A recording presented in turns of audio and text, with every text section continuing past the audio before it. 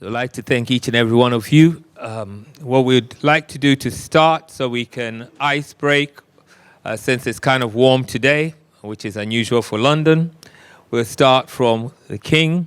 Papa, if you'd like to just give us just a few opening statements about your general view of the UK-Africa cooperation in regards to building up cooperation and cultural diplomacy in your experience in working both on the diaspora and also on the ground with the communities in your country, Uganda.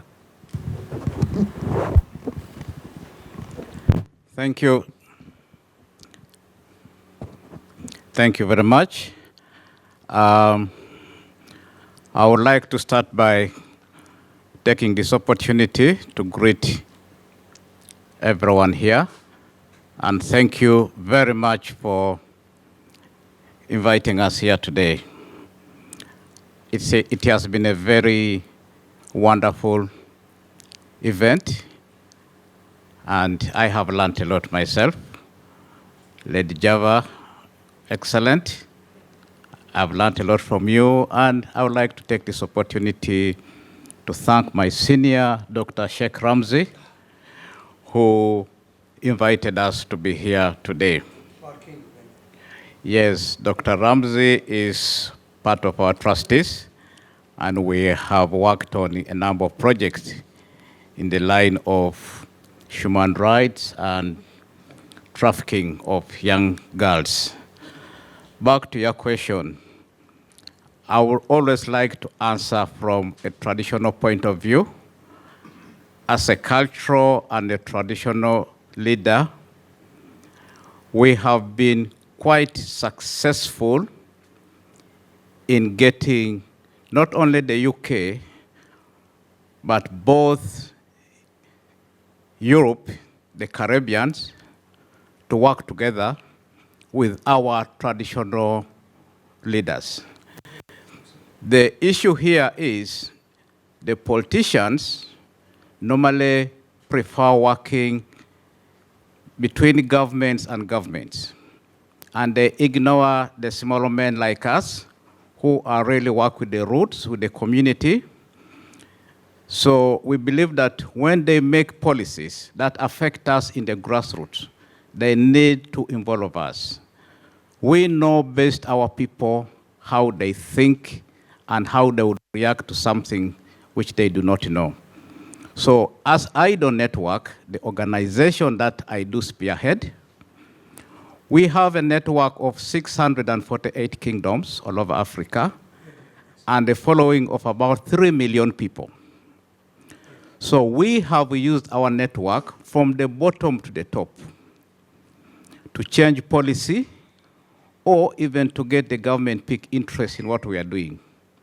We know that the best way to catch attention of a politician is to go to the market women, our mothers. The children on the streets and the people who vote, their mothers are those elderly women in the market. So what I'm trying to say here, I have lived in the UK, I have lived in Africa.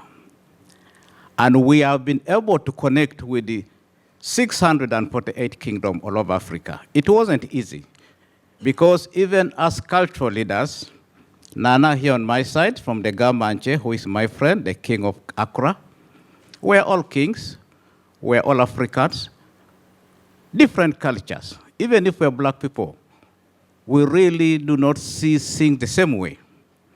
But what we have managed to do is to find a topic, to create a coalition of purpose. We all need peace, we all need economic progress for our people, so we come together based on that particular thing that we all want to see happen. So as a result, we are able to mobilize all the kings and the queens who think like us to sit under one roof and talk the language. Because with the royalty, every king is bigger than God. How do you get all of us in one room with our ego? We bring that something that all of them want to see happening. And AIDO Network International has been very successful in getting all those kingdoms from down the Zulu up to the north to sit and talk about this issue. So, my brother, that is how we utilize our cultural diplomacy. First of all, we must recognize that we are equal before the Creator God. No man, no woman is bigger than the other. We all operate on the same level. We do not discriminate. Dr. Sheikh Ramsey is a Muslim, I am a Christian. But when we sit and eat African food, we enjoy. When we go and eat food from Pakistan, India, we enjoy. We do not say, no, no, that is too hot. That is pepper from Nigeria. No, we do not have Nigeria. We do not have Uganda. We have human beings. So we use the African philosophy that we call Ubuntu Kumuntu. I cannot be here without you. It is you who make me who I am. Bayete. Thank you very much. Thank you very much again. That's very comprehensive. And the morning has given the opportunity for you to understand, lest you did not know before, the expanse of the effectiveness of hope in cultural diplomacy. I know that for students of diplomacy, there are about 21 different kinds of diplomacy which exist, including gunboat diplomacy. But you rarely hear cultural diplomacy, or if you hear it in a very undescriptive term as soft power. And I don't think the adjectives really speak to its effectiveness. But before we go into that, let's again hear from the west coast of Ghana, from Manye, the Queen. And I like to define it as the Queen because in English parlance, once these kingdoms were colonized, they decided that the official titles of the leaders were redefined. So in Africa, you rarely hear in contemporary terms of a queen. You hear of a queen mother because a queen sat over in this country. So they couldn't have a queen here and a queen there. So there was a queen mother and you wondered where was her daughter. Okay. But again, and the kings were referred to as chiefs. But that's for another cultural diplomatic discussion. So let's again address the Queen of the Jamestown traditional area, very significant in the Ghats because it sits on the shores next to one of the significant castles of which many of the kidnapped Africans were taken away. So it has a connection also to the diaspora. And how, again, since you're on both sides, Dr. Manye, how do you see this whole thing of dealing with UK-Africa on a forum of cultural diplomacy? Thank you, Dr. Yehoeshahfaht, and good evening, everyone. I must, first of all, apologize for being a tad late. And it's a pleasure to see His Royal Highness. We've bumped into each other a few times. Cultural diplomacy from the perspective of Ghana and the UK now, I think anyone who knows Ghana's history knows that the real starting point was 1957 when Ghana attained independence. And I like to, by the way, I like the term soft diplomacy for various reasons. Soft but effective diplomacy. And the idea that, you know, we now utilize our mind, our culture, and our traditions in engaging with any country, but in this case, the UK.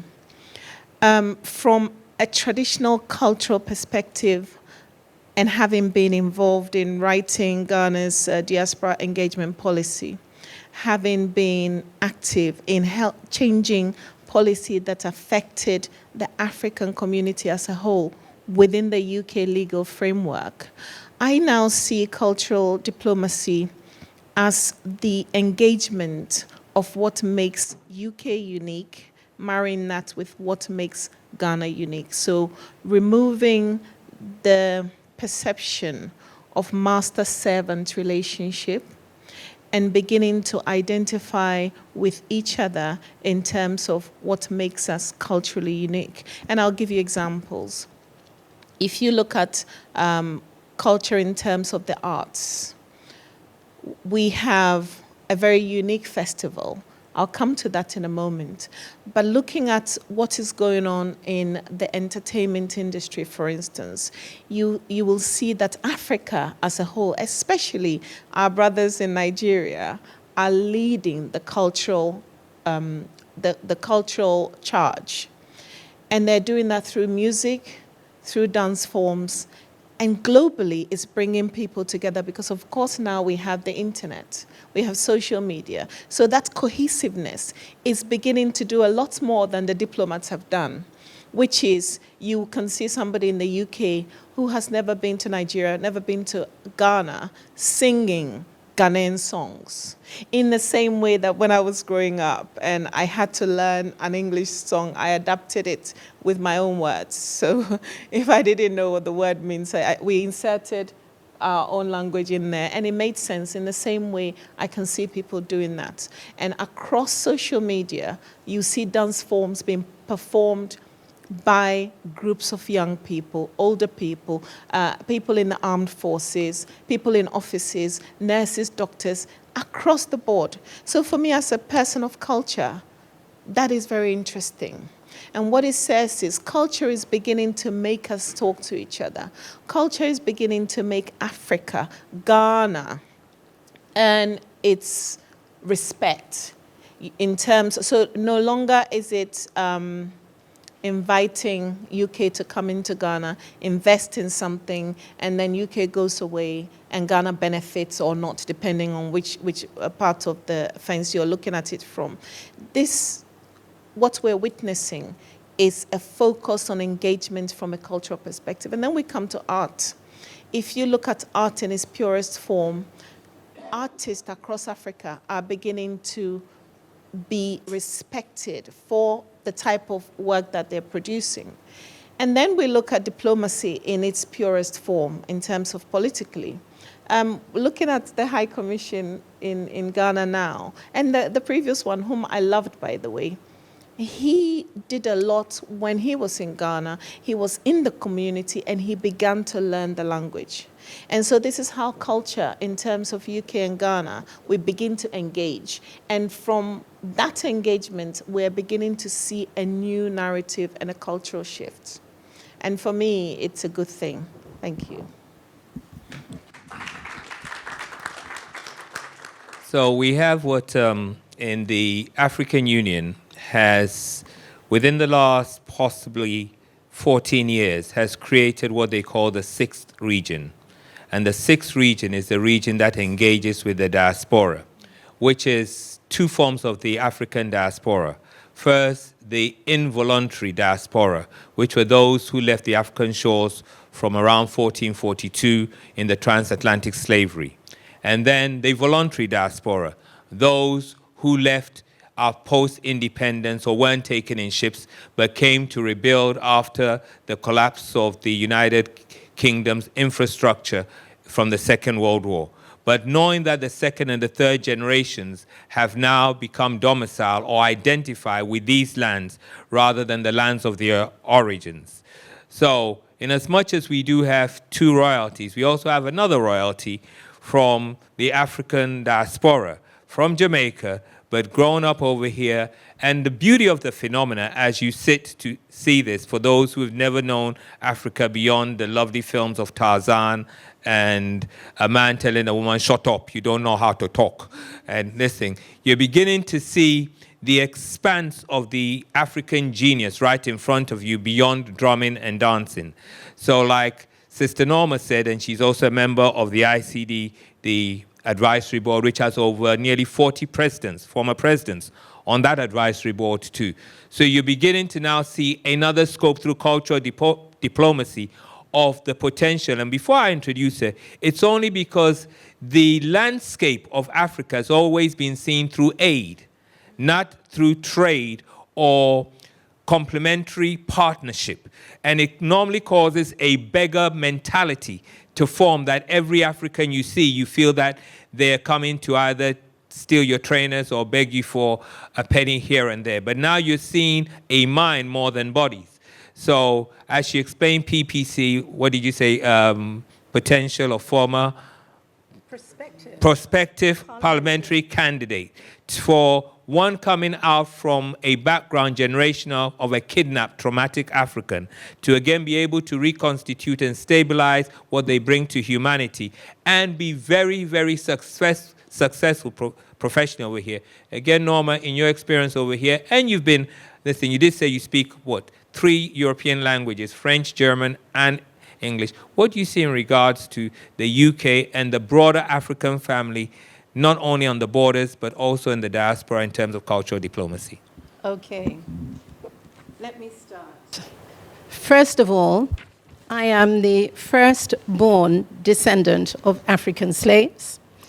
Ghana was made independent in the year of my birth, so if you can count, you can guess how old I am. Secondly, Africa is within my DNA. I never, ever go out, as far as I know, without a bangle. And my mother was very much the same. You could hear my mother walking down the street with the amount of bangles in her hand.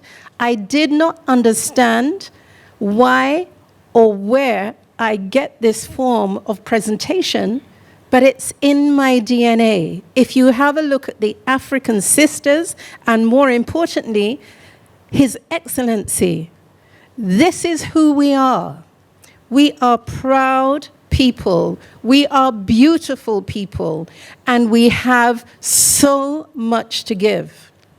In terms of that, I am a descendant of the diaspora ancestor who was passed in the first passage. My descendant was the rebel, Paul Bogle, who actually created the uprising in Morant Bay because they were slaves and they wanted to break free. So I have this rebellistic tendency in my blood. But I did not know, and I can tell you honestly, until I encountered the ICD and became a director of African studies, who and what Africa is. I am thankful to you, Mark, and I haven't said that before, but I am thankful to the ICD for opening my eyes to Africa. I don't know which part of Africa my descendants come from. I have told I look like Nigerian, Ghanaian, Igbo, all sorts of bits and pieces. I have never set foot in Africa yet, but it is my intention to do so, because I can positively claim today I am an African. So. Thank you very much. So now we've now taken all the icebreakers out, or all the jollof rice dippers out, since there's no ice in Africa. So we can use the jollof rice as a thing. Everybody's taken a bit out of their pots. So now we go into the crux of the discussion. UK, Africa Forum on Cultural Diplomacy, building up cooperation. What I'm going to do is I'm going to play African advocate on this, and I'm going to be as negative as I can so that my participants can literally pick up the pieces and produce something which is much more positive. So I will start from a zero sum and be real negative. And personally, I feel that it's like the wolf and the lamb, that there's no relationship between the United Kingdom and Africa in terms of cooperation on cultural diplomacy. And why do I say this? I say this because first, the UK came as the nth European family from Henry the Navigator in 1442. The UK entered into the fray of transatlantic slavery in 1565, which was John Hawkins on the ship Jesus de Lobito. This was an economic venture. And when they came on in, they came for trade, to get what the other European families were doing. So they classed everything they saw as terra nullius, which one of the gentlemen said, which was a land which was vacant and available to be occupied, and everybody there was insignificant or a heathen, and they rampaged at will. Now, the UK rose as an empire. From that point, it bought off nearly all the interests until 1874, the Berlin Conference, when the European family sat down without any African being on the table to determine how Africa would be dealt with. And they partitioned Africa according to their whims and caprices. So a lot of the negativity you find in the press today is literally dysfunctional. When Macron talks about the Africans being backward, while in 2023, they are still holding 14 African countries' national reserves in the Banque Nationale de Paris. And that is what is supporting French economy. But then you still insult Africa, even though you're taken from there. So I feel I've got a little chip on my shoulder, even though you don't know whether it's a potato chip or a yam chip. But nonetheless, I'm just going to still rant on so that they can at least, disprove me. Now, the UK started going into decline from an empire. The empire with the sun never set. They fought for the Falklands Island, a little piece of island of the archipelago of Argentina. They run up there and fought and won it and say, hooray! And then they're fighting for Gibraltar. But we can see an empire going into the decline, but being very skillful, what did they do? They changed their identity to still have hegemony from an empire to first imperial and then the Commonwealth. And little do you know that they co-opted everybody who was part of them into the Commonwealth. And they still maintained relationships at their own terms. Now, from the Commonwealth, we now see the United Kingdom in a very precarious situation. And if you look at Sadiq Khan's recent comment on post-Brexit, the City of London alone is losing close to 14 billion for us exiting Europe, because Europe constituted about nearly 40% of the United Kingdom's trade. So we coming out of Brexit has not been good for the partner who we're getting ready to have some kind of equal status with. They are desperate in regards to trying to stabilize the economy which they had and the pound. And you all realize with the great Prime Minister Liz Truss, who lasted 44 days, there was nearly a run on the pound and the lettuce. So if we can put all that into context, we realize at this point that this partner is in an existential threat economically. Even with the Labour Party coming in, they've already cut the heating for the elders, which is un-Labour-like, but they have to fill that 20 billion gap. So in this whole thing, which the UK has had hegemony based on economic prowess, how do we now construct with a country which has literally held that hegemony? And I'm not adding how many leaders that they have moved out of place because those leaders were trying to seek the best interest of their people as against being corrupted. How do we then form, through a very effective tool, cultural diplomacy, a kind of moving forward engagement which would raise the potential of what you see over here? And if you may, Your Highnesses, you don't see animals here. You see intelligent individuals who bring great benefit to humanity in the way they speak, the way they organize. Now, how do we recognize that and be able to build a partnership moving forward which will respect the humanity of Africa, but also be able to coexist with UK moving forward? And this time, I'll start from Norma going this way.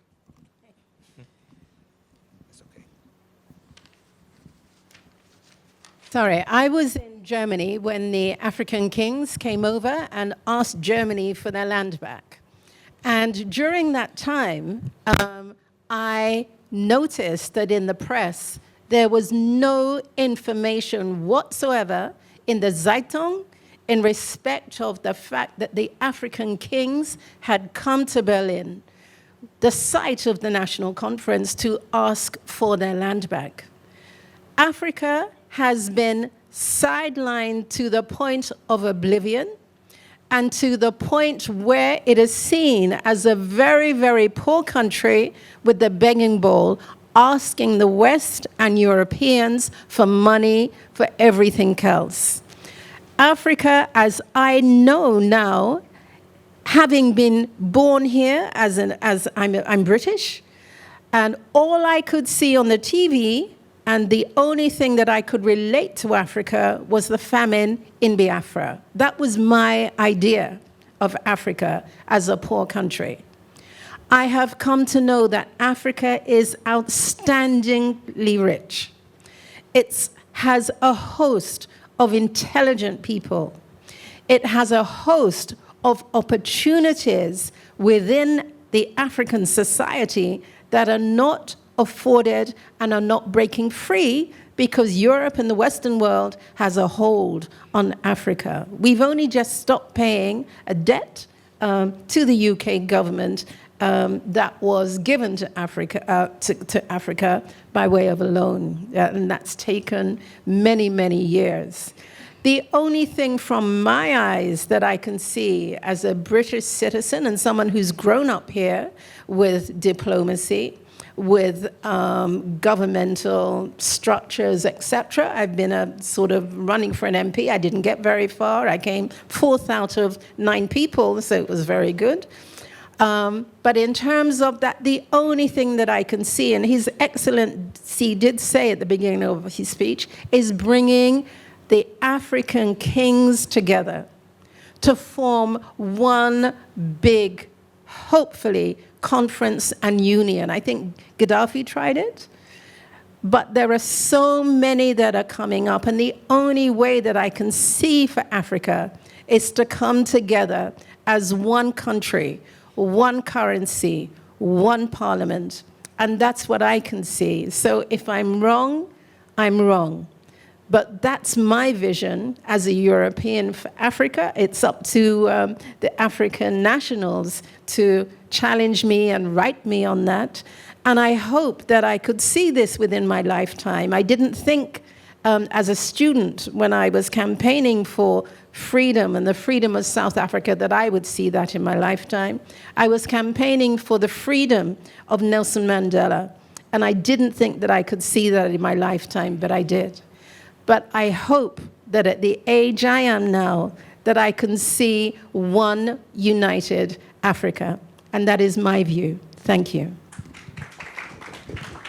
And just dovetailing as I come to the Queen, when Kwame Nkrumah, the first president of Ghana, spoke about Africa must unite, the president of Uganda, Julius Nyerere, actually said, I agree that Africa must unite, but I think that Dr. Kwame Nkrumah, you're going too fast.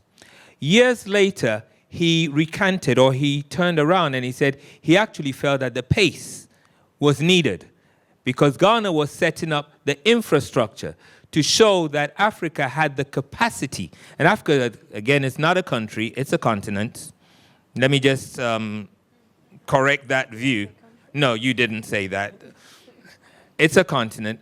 But he recanted to say he then realized that it was needed to be able to restore a people's confidence, to have the urgency of their self-determination in what they can do.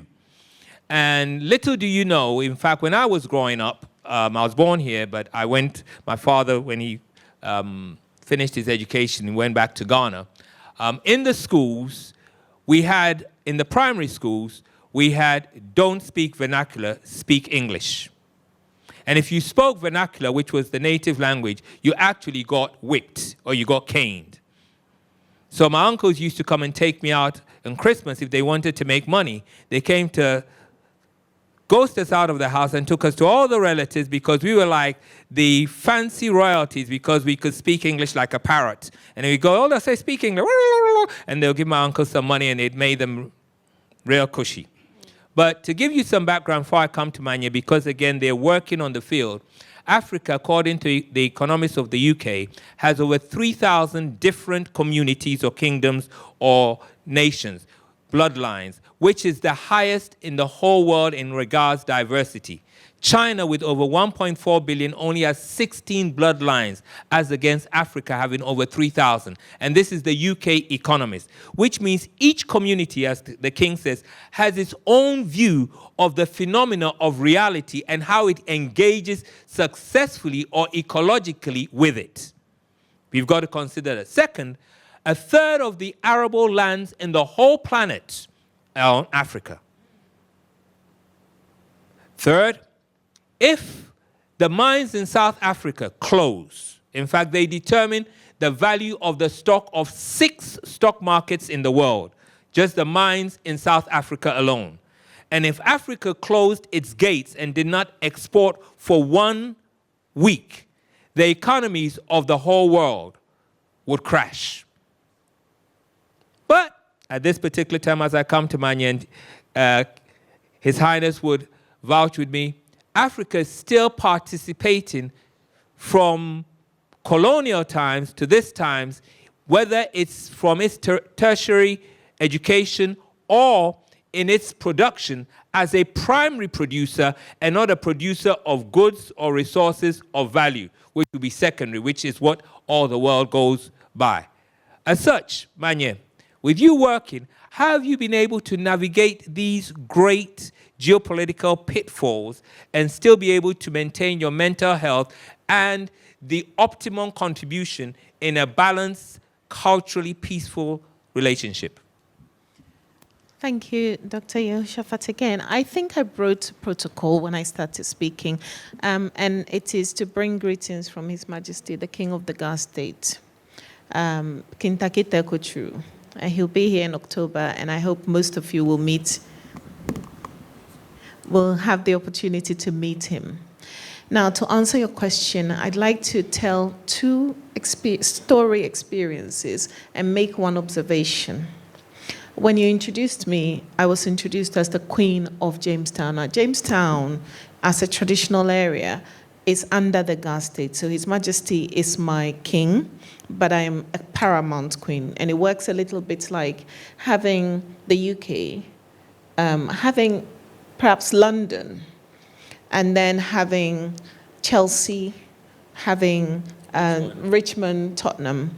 But there are paramouncies, and then within that, those we have divisional, subdivisional. And it's a diversification of rulership.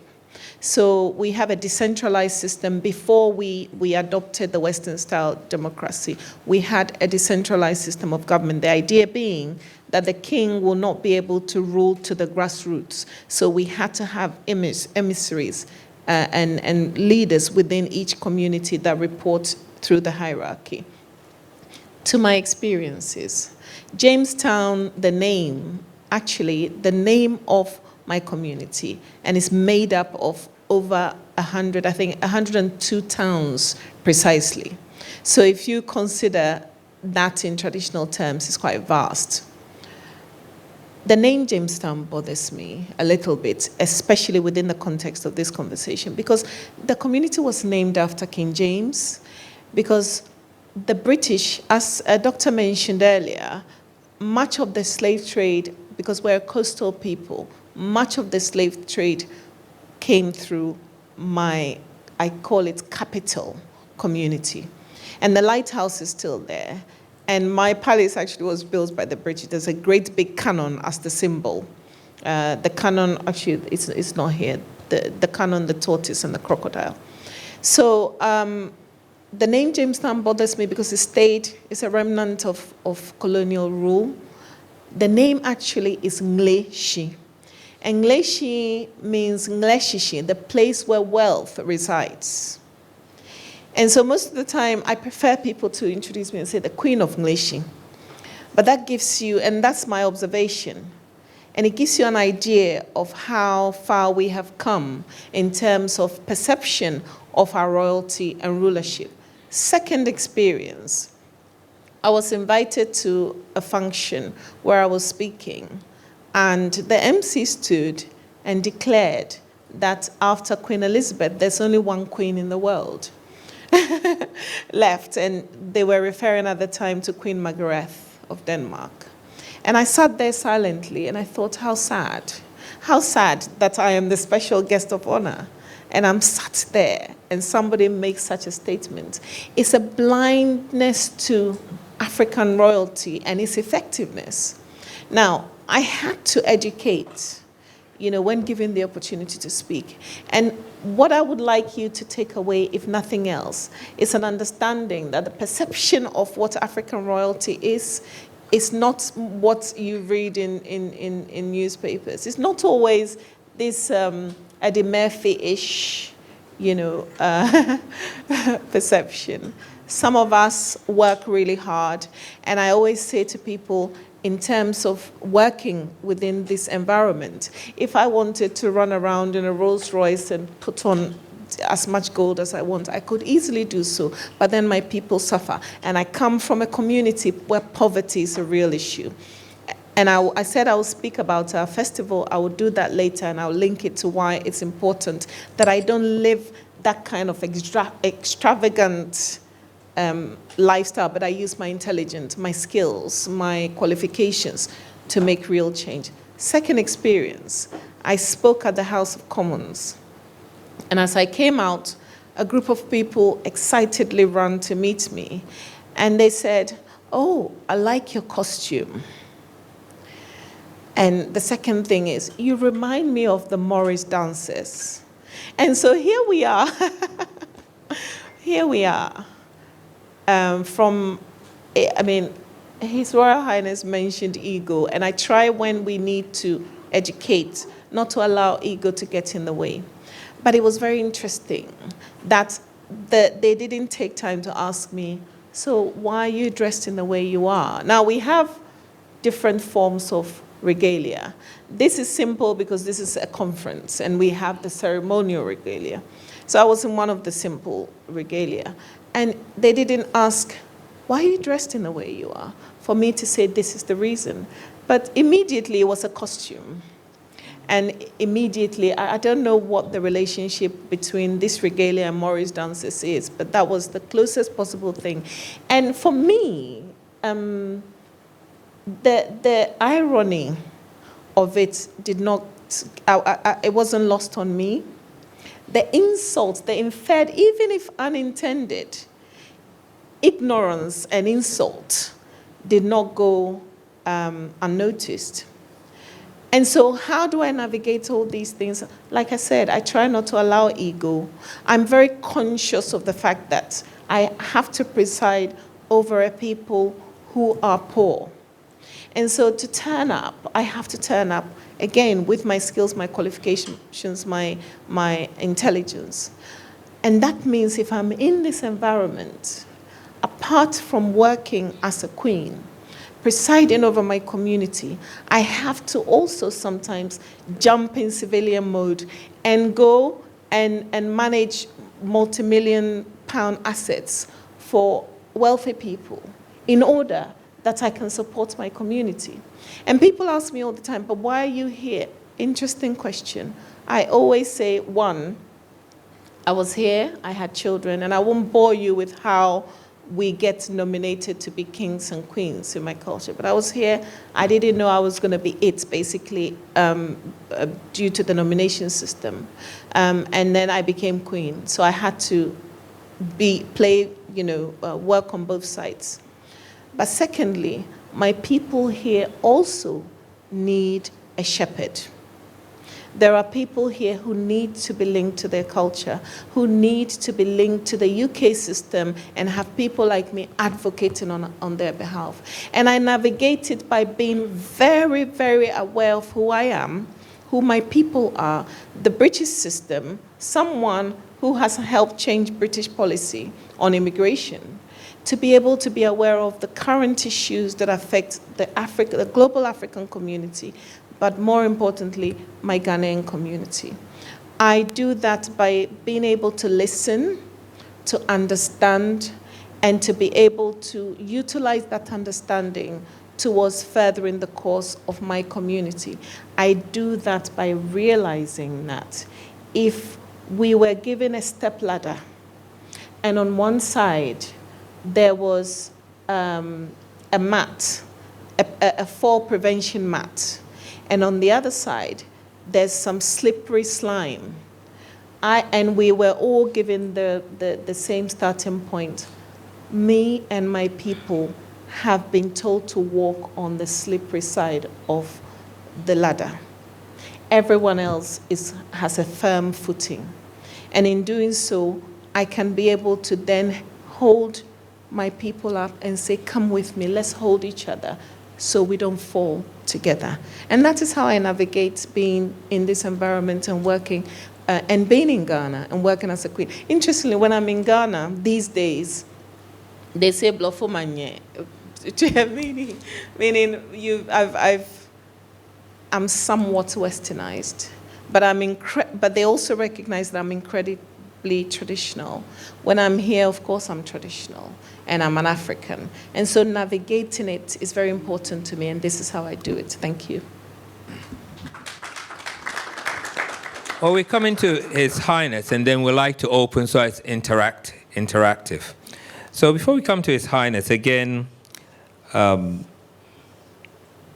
all those kingdoms stretching from where he spoke about all the way to Zululand. I mean, that's a vast area of leadership. I wouldn't like to just say king. That's a vast area of leadership. And talking about cultural diplomacy, you realize that it's quite rare that you hear in those areas a breakdown of social interaction. In fact, the last major one, apart from Sudan and Congo, was the Rwanda genocide. But then we also see the great humanity that came out of the phoenix of the Rwanda genocide. That Rwanda has now literally reconstructed itself and has become the Silicon Valley of Africa. It has also become an epitome of cleanliness, regardless of whether you like the leader or not. At least the country speaks to another kind of reality. We also take, I remember Malawi. Malawi had a food security program, which they, and I was in Berlin when the ambassador, the head of Malawi came, and they had a food security program, which they introduced to the World Bank, and the World Bank said, oh, it wouldn't work. But they had confidence in themselves, and that's why that's as a preface before I bring His Highness in. They had confidence in themselves to go with what they felt would work according to their local technology or intermediate knowledge base. And in 3 years, they were able to build up the capacity of what they were producing to become the breadbasket not only of Malawi, but of 5 other countries around Malawi. And 3 years later, the World Bank said, oh, we made a mistake. Yeah, your plan was right. We were wrong. Now, I'm just saying that to say that maybe you know or don't know, the richest man in Africa at this particular time is a Nigerian, Dangote. The richest woman in Africa is also a Nigerian. Okay, the richest, that's including De Beers, but the richest woman in Africa is also from Nigeria. Some other facts and figures that 1/3 of the botanical plant life is in the Congo Basin. And if you dam up the Congo alone can provide electrification for the whole of Africa with support. And this, it does not include the Akosombo. In Ghana, the Obuasi gold mine is the richest square mile in terms of gold on the planet, richer than South Africa. That means for 1 ton of ore, you produce 1 ounce of pure gold, as against South Africa, which is 4-1.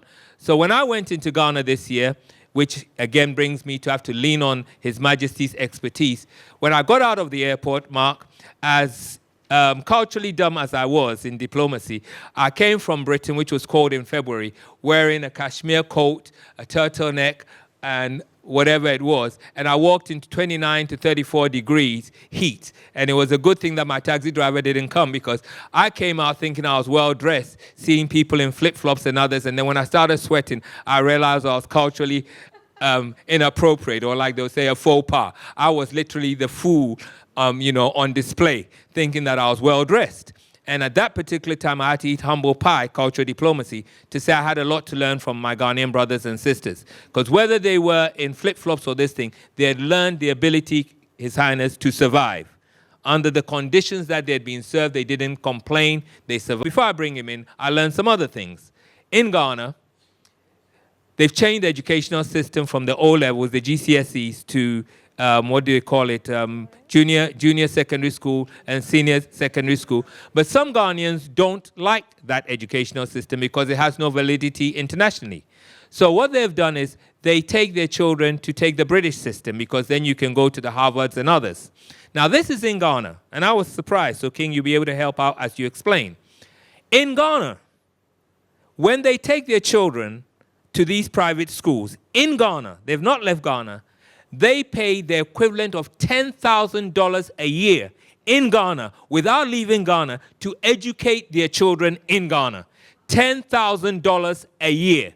Now, many of you sitting here will not even pay that amount for your children to be in secondary school unless you're going to Eton or something a year over here. And I'm just showing you the capacity which exists and the story which is not told. And I'm not even adding Fura Bay College. I'm not adding the great universities in East Africa, which are one of the top in the world. I'm not even adding King's College in Nigeria.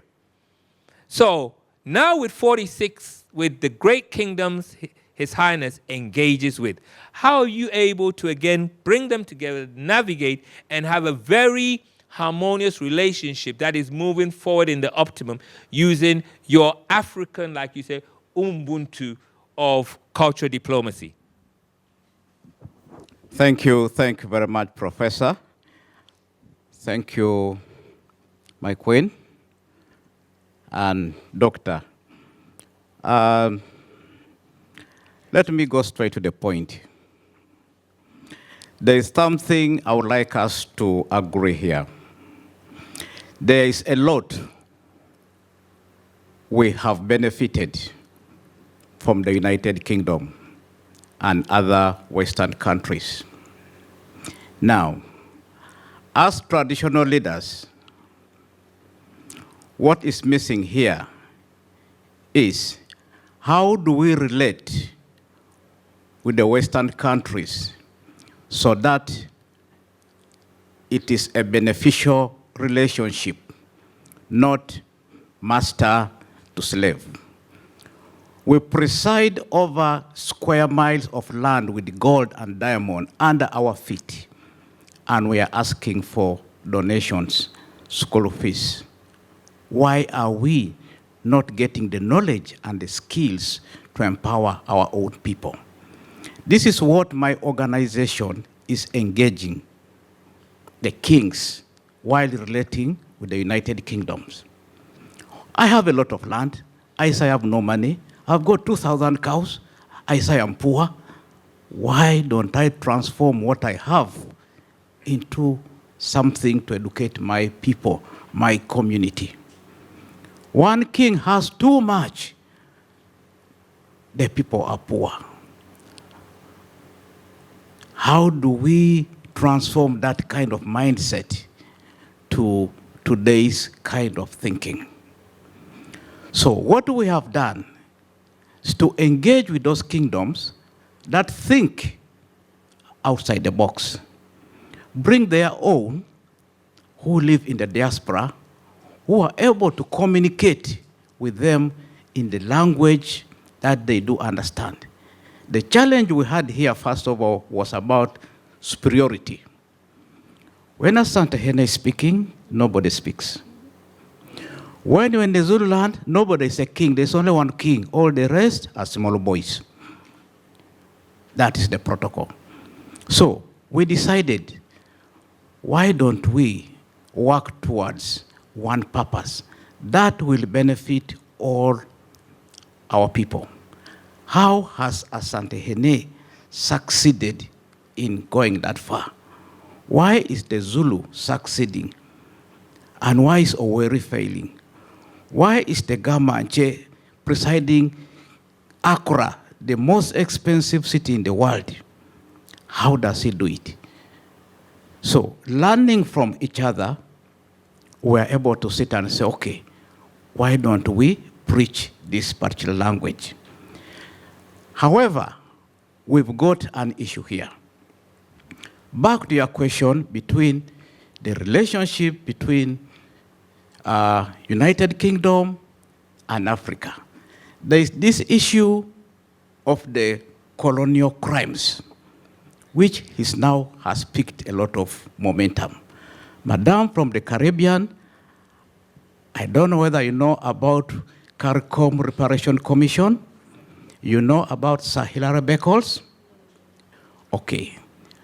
Now, we have been working with these groups.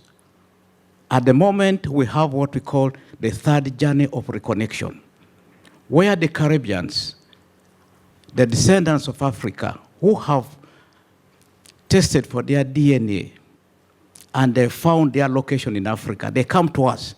Our role is to pinpoint the village, the chief, the king, where that particular tribe is, and take them home. We do this every year. And the next one is in October. We call it the Journey of Reconnection. There is a big organization called the Global African Diaspora Kingdom, which brings all the kingdoms in the diaspora and the royals who and the diaspora who want to return back to Africa, of which I am the head. So that movement is taking place. There is also a group which is seeking for apologies from the British monarch. This has been happening. Cambridge, Oxford, Church of England have apologized for the slave trade happenings. These are some of the things. Dr. Rams, are you here with me? Yes. So those are the kind of things that we've been doing behind the scene. So there are things happening. Just this information is not reaching out. Britain is one of the most tolerant countries that I have known. Despite the history, that possibly we should not take it on this generation. These sins happened 500 years ago. They have owned them, some of them. Of course, the push is now they want King Charles to apologize. Those are now politics that I am not qualified to speak. But what is happening, the African traditional leaders under the African Kingdom Diaspora Alliance, United Kingdoms of Africa, are trying to create what we call the Continental Parliament of African Royals to pursue some of these things. These things are happening. And to tell you what, the House of Commons, some of the MPs from African origin have been very, very vocal on this issue. But for us as Africans who live in Britain and who have so much benefited from the system, what do we learn for our people to make the best of what we have? That is the message of unity we are trying to preach out there. Yes, remember, even the abolition of slave trade, the fellow people from the West, the British people, were also involved. Wilberforce changed from a slave master to a campaigner to abolish. So we take such things on board. So our work is to educate our kings. Kings, chiefs are very important people in African structure. You deal with a politician, he will not be there after 5 years. A king is there forever. A chief is there forever. So if you are making your plans in Africa, do not ignore these queens. They are very important. Their opinion holds, not the head of state. It is them who make things happen. That one I can assure you. Most of you go, I'm going to invest in Africa. You want to speak to the Minister of Finance, Minister of Trade. Very good. You take your money. Next time you find they are not there. Deal with these queens, these chiefs. They have nowhere to go. They get it wrong, the community turns against them. That is the Ubuntu. That is the royal protocol. The golden, that was what called the golden mode. Those days, you must, what you say, you must honor. So, back to the issue. We talked about reparatory justice. Mark spoke something about it, Professor Mark. You hinted on it. You know how that is growing now. Now, that kind of subject needs cultural diplomacy at its highest. Unfortunately for us, especially in my mother tongue, the word diplomacy means hypocrisy. So I cannot even try to translate. So most of your definitions, to me, when I try to put them in my mother tongue, they're already opposite. That is the problem between African languages and the English languages. However, we know that we must negotiate to get somewhere. You also say that a little conflict is good. But how much conflict is good or not good? That is a subject for debate. So, our conversation here is the West losing to the Chinese? Africa has got 1.4 billion population. 60% 60% are youth under 25 years. You see the Gen Z in Kenya, how they are running the country. In South Africa, the xenophobia and the rest. Now, how do we stop these things? You may not know that some of these things actually can be stopped by the chiefs and the kings. These are their children. There is one fear in Africa: do not talk back to your elder.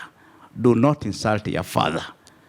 Psychologically, an old man stands and points his stick like this, you know you are cursed and your generation is cursed. They will go back home.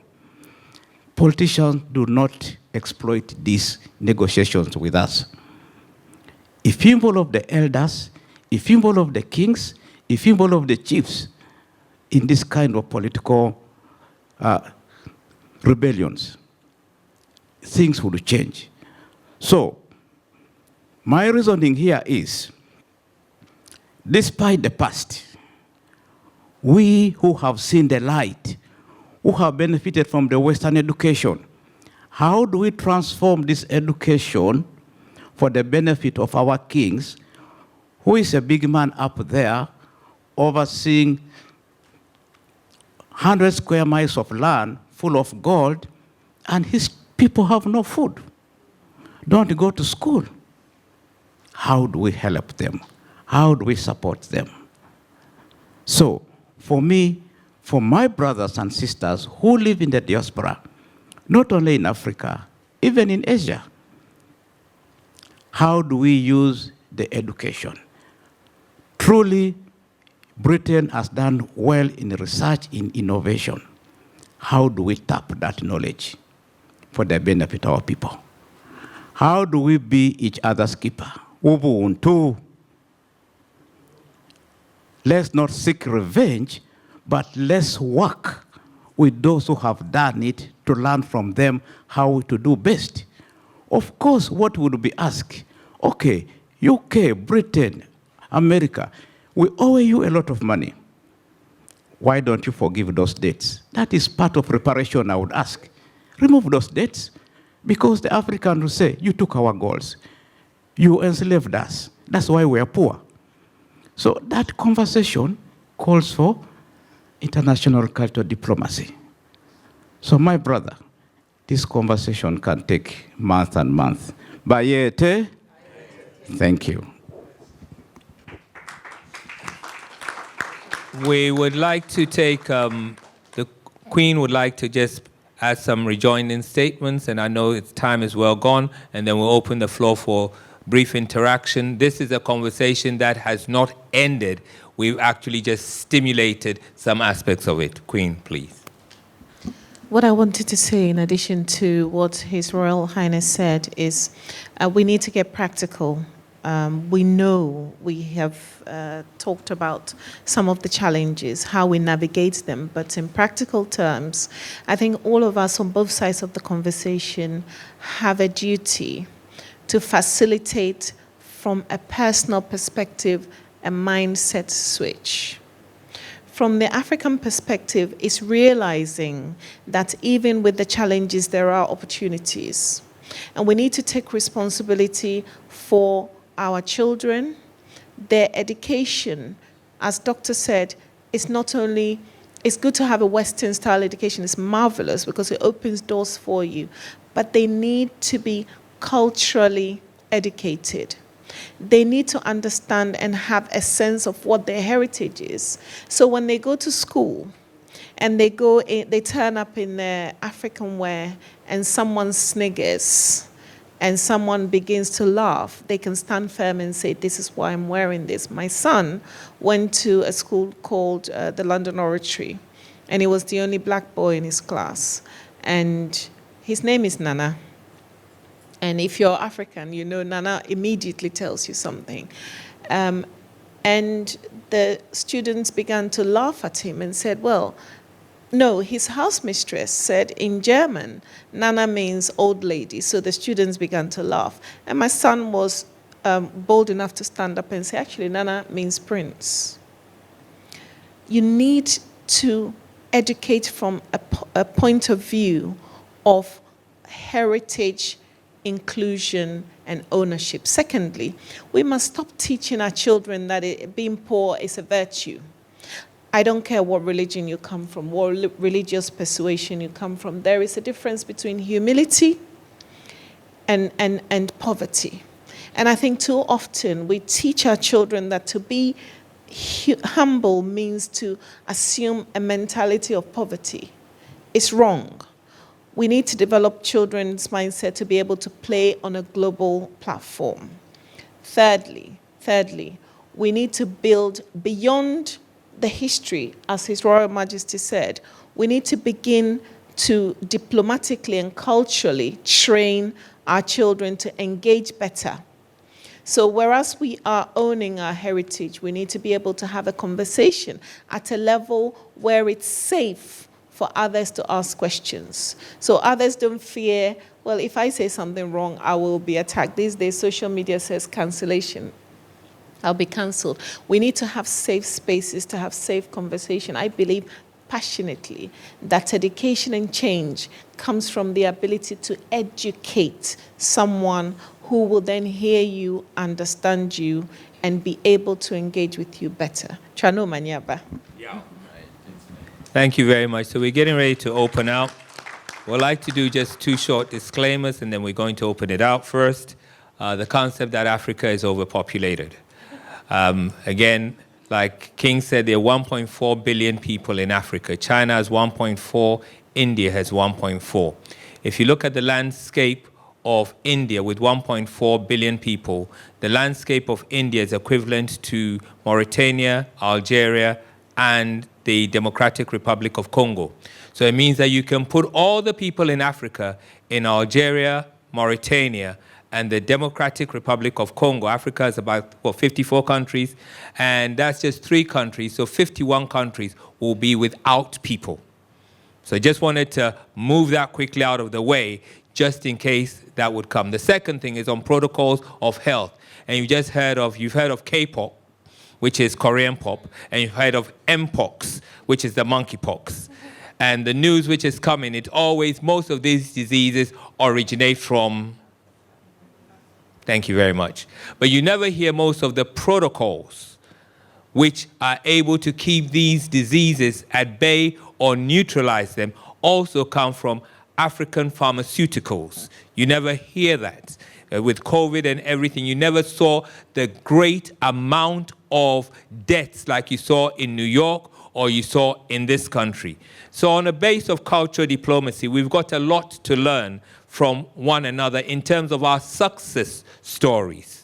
Our success stories is that this country of now 72 million people had the capacity and the tenacity to punch way above its weight and systemize a level of interaction globally until it became the empire upon which the sun never set. So we've got things, and also to create time systems. So there's a lot for us to learn and exchange, but we must all be able to acknowledge our best practices and come together to make the world a better place. So with that being said, on the UK Forum with Africa and being able to diffuse some of the misinformation or disinformation time bombs, now I would like to open it to the audience for the few moments we have. If there are any questions or comments that you'd like to pose, if there are questions directed to who you want them to answer the question, and we'd like to open it to the audience, please.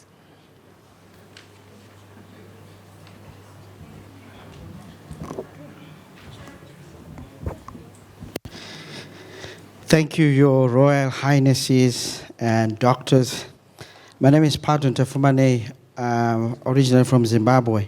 A few questions for you. I'm really pleased to hear about the Council of Kings that you are doing, an initiative that you are getting through in mobilizing. I come from a very Pan-Africanist point of view, and my questions will be on that. First of all, I'm talking about the universality of human rights from a cultural perspective. How has your council been able to engage in terms of human rights? I'm talking about the gay homosexuality. I know Uganda, you have passed a law that criminalizes homosexuality. I'm asking this question because I want to find out from you as traditional leaders how you are using cultural diplomacy in addressing norms that you value as Africans in terms of talking to the Western countries, in making them understand your traditions and values so that you are not penalized in terms of those norms. Because most of the times you seem to be receptive to those, and in the event, if you don't, you are penalized. That's my first question. My second question is the slowness of what I call the AU. I know you may not be in that perspective because it's political, but there is a slow movement of integrating Africa as a solid one country where we have free movement of persons and free movement of goods within the African setup. And I like what you said about Africa and you chiefs being able to challenge things like xenophobia, because you can be able to do so from a cultural perspective. And I think when we begin to move from that aspect where we are coming up with a very pan-African perspective, we will not be having xenophobia in South Africa because we've got a free movement of persons all across Africa. And that is important. I think we should learn from the Europeans, the Schengen visa, how that has brought about a lot of help from that aspect. And my last question, especially from the West Indies, the Black Americans, I was talking to Dr. Norma about the movie Wakanda and how Wakanda has shown the richness of Wakanda. But one of the things that movie also shows is the bitterness and the hurt that those that have been taken out of Africa and put in another place feel excluded. They feel they were betrayed. How has that resonated with you, and how are you taking this from a possibly West Indian perspective and also from the Black Americans? How you're engaging with this from a cultural perspective and how that can bring about healing and restoration to your motherland? Thank you.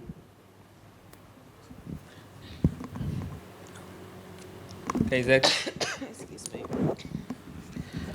Thank you very much, sir. On the issue of human rights, my organization, or the organizations, or the Council of Kings, what we have tried to do here, you know very well from Zimbabwe. For example, your government has demoted the kings, especially the Musilikazi family, from kings to chiefs. They don't want anybody to go above that. Our duty is to negotiate with the government that, look, you found these kingdoms there. Governments were formed when the kingdoms existed. So the Musilikazi, although spread from Zimbabwe of South Africa, they still do exist. Queen Musilikazi is still there. She's one of us. The brothers are there. So that kind of conflict resolution, we step in.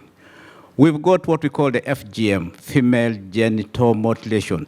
That is very famous among our tribes, and they are presided by us, the kings and the chiefs. It is normal because it's been there for generations. So we are saying no, it was normal those days, but nowadays it is not normal. How do you tell people who have been doing that for thousands of years?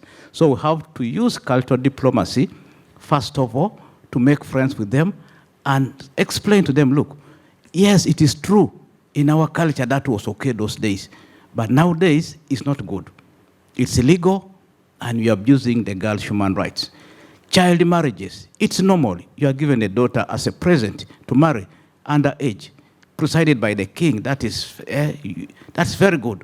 We say, no, we can't do this anymore. We cannot preside with this. Any kingdom, chiefdom doing that, you are not part of AIDO network. We have those. We've got chief priests who take people's children as, she knows what I'm talking about, as if your father's got a debt, yeah, and cannot pay. The children are given as gifts, and they are groomed in the shrine as wives, as young as 2-3 years. So we say, no, you cannot be part of us. We can tell our own what we think is right based on the laws on human rights. Now, the one that I'm not going to answer, which I would leave somebody who does not have Ugandan attachments to respond. My queen here will, is regarding the law on gay rights. That particular question, I will dodge it and pass it to my queen next door, who is not from that country, to say something about it. So I think in brief, we are doing our bit. You know that some of those who preside over those habits were the kings. They then would decide, okay, take all those girls. That's a present. No, don't go to school, get married. I want more cows. That is where we try to come in, to sit with our owner and say, look, these girls should now go to school. They are as equal as us. They should not get married at that early age. That is our role. So the kingdoms that think like us, we come together, and the whole group is called AIDO Royal Community. So also remember that Africa's got over 2,000 kingdoms, traditional areas, and chiefdoms. We only look after 648 who think that we are doing something. Others think we are being sent by the Western world to preach human rights, which is nonsense. So we also have our own challenges. But nevertheless, the Queen here will address on the gay rights. Bayete. When it gets difficult, the men pass the mantle onto the women to deal with. And so I shall try and do justice to this topic now. It's a very, very, very contentious and difficult topic for someone like me to have to respond to because of the sentiment across the continent. But I want to say something. Often when we have a conversation about this particular issue, we discuss it in terms of good versus evil, and I think that is wrong. Before I respond directly to the question, we need to remember something. Every human being in the world has a fundamental right. You have a right to have an aversion to a person's lifestyle. That is your fundamental right. But that right does not give you the right to attack, mutilate, mistreat, kill another human being. We need to be very careful when addressing this issue that we don't link it to this is terrible, this is bad, therefore that human being is no longer a human being. Any country that decides that this is not going to be part of our traditional value system has a right to say, well, we're not ready for this yet. Let's have a dialogue. Let's understand why this is so. And maybe let's have a conversation with our brothers or sisters who are engaged in this lifestyle and find out why this is happening.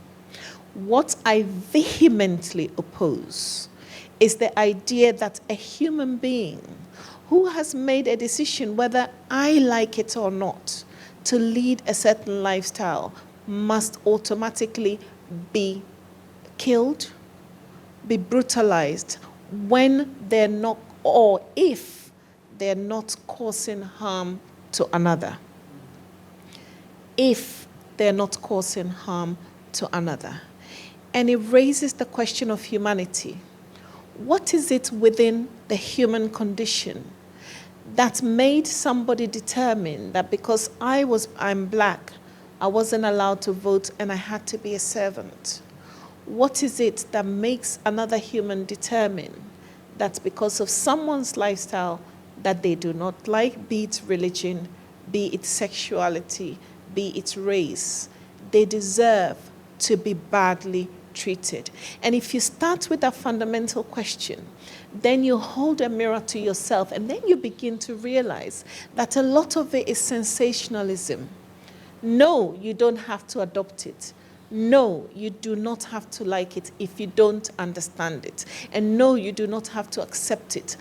But you do not have a right to pass a law that makes another person get up in the morning, see a human being going about their business, and decide to brutalize them. Because on what basis, if you're coming from a religion, and I had a debate with one of our ministers in Ghana who was an advocate for the bill in Ghana. And I said to them, you know, the bill is flawed for many reasons that I won't go into. But I said, look, I know in any society of pedophiles. I know in any society of murderers. And I know of in any society good people. You can see a person who is upstanding, a good human being in all ways, who for whatever reason, for whatever biological reason, has chosen a certain lifestyle, may not necessarily be engaging actively in that lifestyle, but this is their preference. And I determine that the 98% of good within them is irrelevant, because that 2% I am so averse to that they must die and I must brutalize them. It doesn't sit well with my spirit. And where I come from, being a traditional ruler, this view is highly unpopular. I have been called names and I have been told so many things, but I am a very resilient individual, so that's okay. But I am a human, and I think humanity must prevail. If I didn't like slaves being branded with hot irons, if I didn't like people being packed into ships like sardines, if I didn't like people being worked to death in the fields, why on earth will I support something that says kill, maim, brutalize somebody who is not causing harm to another individual? Now, at the point where that individual takes a young child, rapes them, or does some harm to them, let the law deal with them accordingly. I have seen people who are heterosexual who are terrible human beings. They are raping little girls. They're forcing young girls to go into marriages because there is some familial code. They are brutalizing young children. They are killing communities based on religion, based on ideology. And we're having a conversation about lifestyle and why we must attack someone for it. It doesn't sit well with my spirit, but that is just my opinion. Chano Manyaba. Yeah. Again, to Norma in regards to the Wakanda and the feeling of the Wakanda film.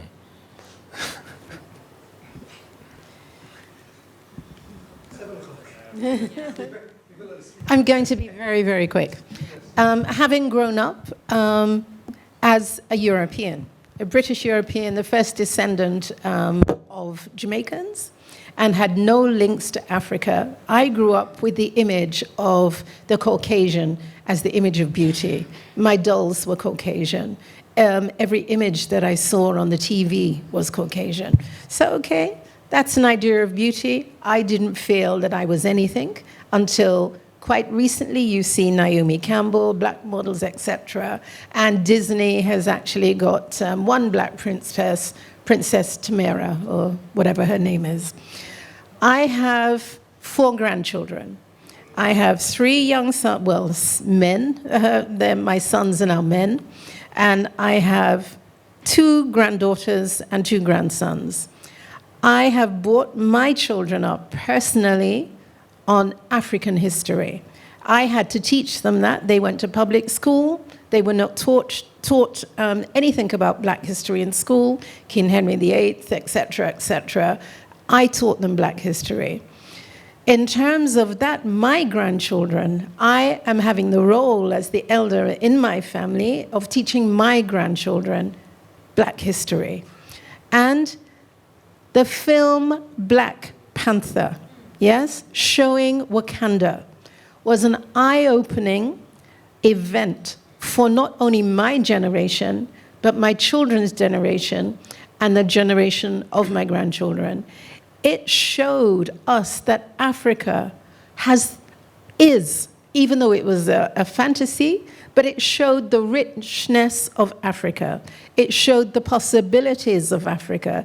It showed exactly what technological advantages could be achieved by the minerals in the African soil. That was never, ever shown before. So even though it was a fantasy, there is a point when fantasy does become reality. And the children, the pride in Britain when the film Black Panther was released was amazing. The sign Wakanda, Wakanda, Wakanda was everywhere. I'm having to tell my grandchildren, yes, this is Africa, but it's still a fantasy, but. Even though Wakanda, yeah, you can say it, but realize it's not real, but I'm sending you to school, I'm paying your fees, so that this can be real. So in terms of Africa, I am grateful to the producers of that film for showing us a different face of Africa. We now walk taller. We now walk with a sense of African pride. And as yet, I will repeat, His Excellency, I have yet to touch ground in Africa, whether it's Uganda, Ghana, wherever. When I go, I will be so pleased to connect my ancestral heritage from Jamaica, the West Indies. I do feel that in the West Indies, we are the forgotten Africans, but we are coming back. We are coming home. And when I touch down in Africa, Mark, you will hear about it. Okay, so thank you for giving me the opportunity to share the platform with such illustrious and wonderful people. I am so grateful, I am so humbled that you have listened to me. And His Excellency, I'm so pleased to meet you. And Queen, I'm so pleased to meet you. You are making utterances in your own language that I do not understand, and I'm almost embarrassed that I don't. But that is, oh, sorry, and Queen, do forgive me. It's my westernization. But I am so pleased to absolutely share this platform with you. I am humbled, and I thank you very much for your wisdom. Thank you.